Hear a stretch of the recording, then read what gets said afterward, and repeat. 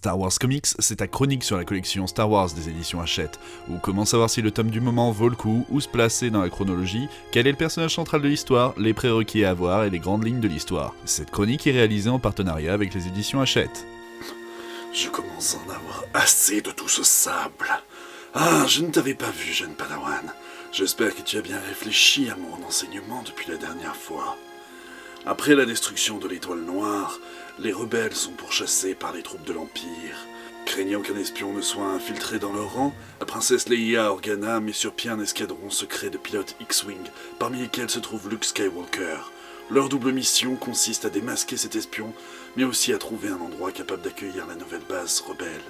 Dans ce récit, Leia nous est présentée sous un nouveau jour, celui d'un chef des armées proactif, sûr d'elle, n'hésitant pas à prendre l'initiative, très déterminée et combattante. Une image qu'on ne lui connaît pas trop via les récits plus marquants qu'a pu nous laisser l'ancienne génération. On comprend assez vite les motivations du personnage, son envie de faire quelque chose afin de faire réussir la rébellion, et surtout que personne n'ait à revivre la destruction de sa planète, comme elle a pu la vivre dans Un Nouvel Espoir. Cependant, le fait d'en faire un pilote de X-Wing émérite, dépassant limite le niveau de Luke, est un peu incohérent avec ce que l'on connaît. Il devient alors étrange que la princesse n'ait pas pris part à des assauts majeurs, comme celui de la seconde Étoile Noire. L'histoire met en avant aussi le personnage du pilote Wedge, qui n'avait jusque-là pas eu le droit d'être autant mis en lumière, mais aussi celui de la chef de la rébellion, Mon Mothma, qui est une autre vision de la lutte, pleine de pragmatisme et loin de l'idéalisme de Leia. Puis en second plan, un Luke Skywalker qui est devenu le jeune pilote héros de l'Alliance rebelle et un peu trop sûr de lui. Là aussi, le décalage avec les autres récits est étrange puisque Luke n'est pas comme ça dans l'Empire contre-attaque.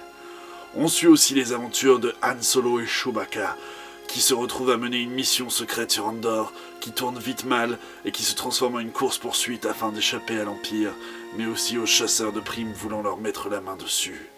Dark Vador, pour sa part, est presque désavoué par l'Empereur suite à son échec sur l'Étoile Noire. Il passe donc son temps entre sermons de l'Empereur, confrontation avec d'autres officiers impériaux et supervision du chantier de la nouvelle Étoile Noire. La mise en image de ce récit est l'œuvre de Carlos Danda, qui livre là des dessins très soignés, avec des personnages expressifs et des scènes de combat spatial d'une grande beauté. On peut reprocher aussi au récit de ne pas beaucoup avancer dans ce premier tome. Même si le tout est prometteur pour ceux à venir, on a affaire à un récit très bavard qui prend bien plus le temps à revenir sur les liens qu'il peut y avoir entre Luke et Leila ou entre l'Empereur et Vador. À travers les questionnements des personnages, on peut voir la course à l'armement à laquelle se joue l'Empire et les difficultés que rencontre la rébellion malgré sa victoire de l'Étoile Noire.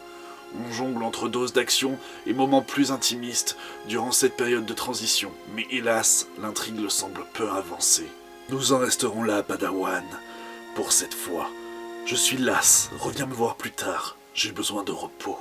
N'oublie pas qu'un secret partagé forge la confiance, et d'ici là, que la force soit avec toi.